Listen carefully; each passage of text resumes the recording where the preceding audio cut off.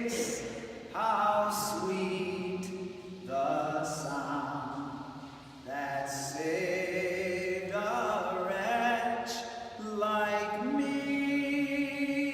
Sing it.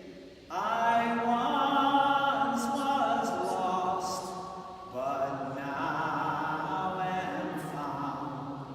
Was blind, but now I see.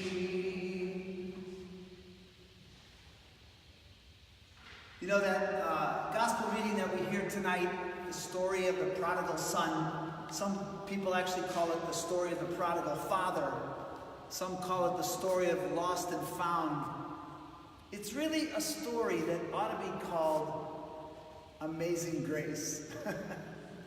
It's the message of the gospel in miniature. It's the whole gospel right there.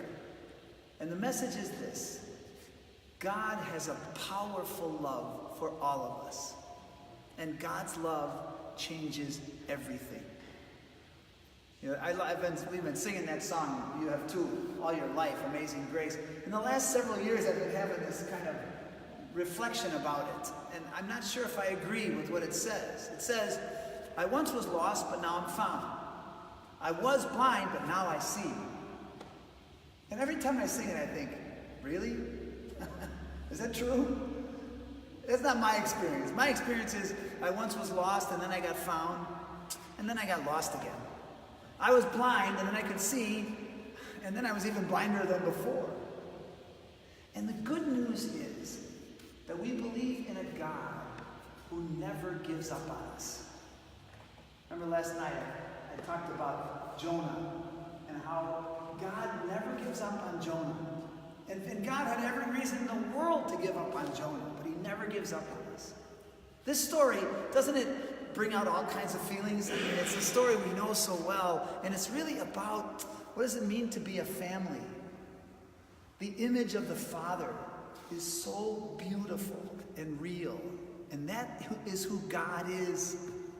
And those sons, or could be daughters, are you and me in our own incompleteness. It's got a lot of beautiful imagery, doesn't it? You know, a man had two sons. Now, every time I read the story, of course, I think about my brother. I have 6 sisters. Talk about penance, you know. No, not really. And I have just one brother, you know, the two of us. And we learn how to be brothers by being with each other. And I've learned so many lessons in my life about relationships, about faithfulness, about patience from my brother. My family owned a gas station, and I remember one time my brother was running the gas station, and he was took care of business, and I drove by, and I stopped. I was already ordained a priest, and I went to see him. Hey Dan, how you doing? And I said, I'm thinking about going to McDonald's. You want to buy lunch? You know, priests, we never pay for anything. So he said sure. So I went down to McDonald's, and I got some, you know, burgers and a Coke or whatever it was. And then I drove back, and I'll never forget this. I pulled up, and I had 2 bags of food. I went up to the little kiosk where my brother was working. I dropped off the food, and I said, okay, bro, see you later. Have a good day. And I was halfway back to my car, and he stopped me. He said, hey, aren't you going to break bread with me? Now, it was McDonald's, right? But my brother wanted to share some time with me. He wanted to share life with me. And I was in a hurry. To this day, I have no idea where I had to go. So you know what I did? Went back to the car, shut the doors, turned off the motor, and I went back and I sat with my brother, and we shared food. It was a life lesson. The story that we just heard is a story that speaks to God's amazing grace, how God always calls us into authentic relationships. So the story is about these 2 sons, right? And to be truthful, they're both wrong, right? We Catholics, we like to identify with that older brother, but hold on to that thought for a minute. So first we have this image of the Father, you know, and he loves his son. He loves both of his sons. He would give his heart for his sons, right? And his heart is going out to his sons. And one of them comes and he says to his father, give me my share of the inheritance. Now, in the first century, you probably know this, a son would only get his inheritance when his father was dead. So this son is actually saying to his father, I wish you were dead so I could have my inheritance. And the father, he knows, right? You who are fathers, you know this. He knows that this kid is going to waste his money. He knows it, and he gives it to him anyway. And the son goes off, and of course, he does exactly what the father knows he's going to do. But the father doesn't hold any resentment. The father never says, I told you so. The father's just a father, a gentle, loving father. That image that strikes my heart every time is the father looking out the window. I just picture him every day looking out that window. Where's my son? What happened to him? He hears about this famine over there in the other part of the country. What's going on? I wonder what's happening with my son. And then the text says, while he was still a long way off. Can you picture that father? He gets out, he runs to the field. My son is home. My son is back. It's so great. And the kid, to be truthful, he really didn't come back to be with his dad. He came back because he was hungry.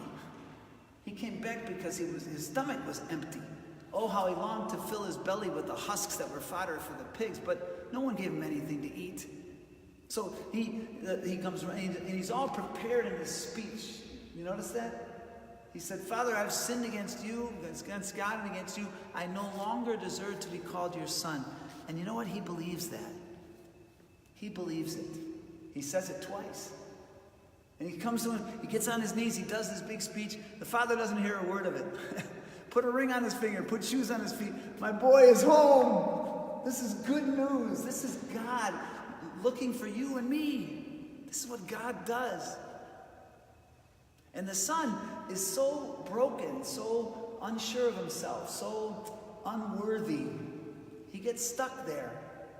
I read an article years ago that says maybe one of the most important lines we say in every Mass is, Lord, I am not worthy that you should enter under my roof. We say that not because of our unworthiness, but because of God's goodness. I read the article, and the article said, and every time we say that, God's saying, I know you're unworthy. I knew that before. It's not about us. It's about God's energy and love, right? You know what it reminds me of? It reminds me of my dad. When we were kids, big family, my father used to come home from the gas station, and he would say things like, I haven't had a hug all day. Man, we would just run up to him and hug him, and he'd ask us to scratch his back, and go lower, and you could see these 10 hands, all over the back, and running it back. It's just this great image. And we moved to another house, and we were in that house, and I remember, college kids, they always come home right at dinner time, right? So whenever somebody would be rattling the back door coming in at dinner time, my father would say to my mother, throw on the steaks, Eileen, the prodigal son is home. And then he did this other thing. When my sisters would be, they weren't home, or, they were supposed to be down home for dinner. We had dinner from 6 to 7 every night. It was the kind of the family meal. Well, if you came in late, my dad would hop up, and he'd pick up the phone, and he'd say, yes, officer, thank you. No, she's home now. You don't have to worry about it anymore. This is what I grew up with, right? My mom was the same way. I'll never forget this. My freshman year of college, I think I told you I went to Notre Dame, right? I must have told you by now. Anyway, I did. And I was in the band. Next time I come, I'll bring my trumpet. Anyway, we're marching through the campus. Ba, ba, ba, ba, ba, ba, ba. It's so great, marching through the campus at Notre Dame. I'm hitting the big time. It's so great. And when I'm going along, and you know how college campuses have fences and bushes along the way, and there's thousands of people following the band, and I'm marching along, and I look out of the corner of my eye, I see this woman running after the band, trying to keep up, knocking people out of the way, and I look, I said, oh my gosh, it's my mother. Now, I want to tell you tonight that those are the images of God that we learn, right? My mother and father weren't perfect people, but they reflected God. And yours did too, in their own imperfect ways. And you did too, fathers and mother, in your own imperfect ways. So tonight, I want to invite you to think about this story as a story of who we are called to be. You know, that older brother, I mentioned him earlier, he's also wrong. He also sees himself as a slave. Do you notice how he talks to his father? He says, how could you throw a party for that son of yours? He doesn't even call him his brother. I've slaved for you. I never disobeyed even one of your orders. He sees himself as a person who's supposed to follow orders, not as a son. You know, this is our problem, isn't it? Sometimes we over-identify with the things that are wrong with us. Sometimes we over-identify with our sins. I'm such a loser. I'm so broken. I'm not okay. I'll give you a little homework tonight. Go home and look on the YouTube, or get your grandson or granddaughter to show you how to do it, and look up a video called Remind Me Who I Am. Remind Me Who I Am. It's a guy named Jason Gray. And here's what it says. When I lose my way and I forget my name, remind me who I am. When in the mirror all I see is who I don't want to be, remind me who I am. In the loneliest places, when I can't remember what grace is, tell me once again who I am. You know who you are? You're God's beloved. God loves you.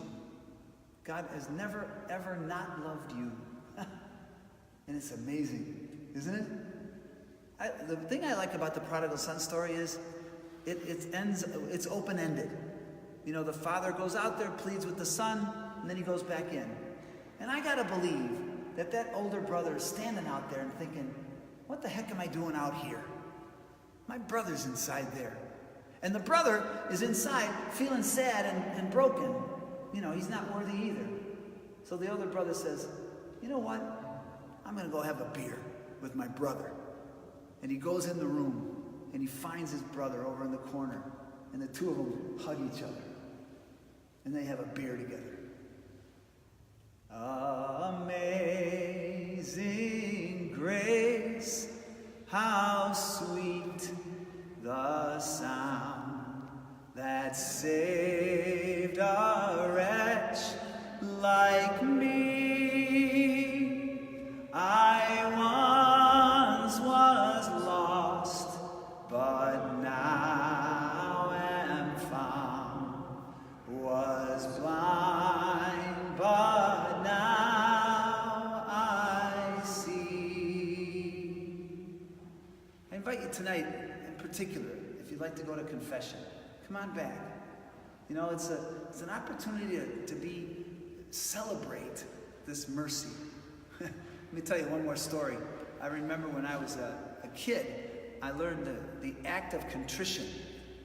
And I also learned, I was a Cub Scout. I also learned the Cub Scout pledge. And so I remember I mixed them up in my little mind. So at the end I would say, I firmly resolve with the help of thy grace to sin no more and to avoid and to obey the laws of the pack.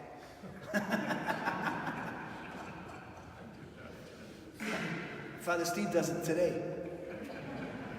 God bless you all. Come on back if you want to go to confession. I'll see you tomorrow.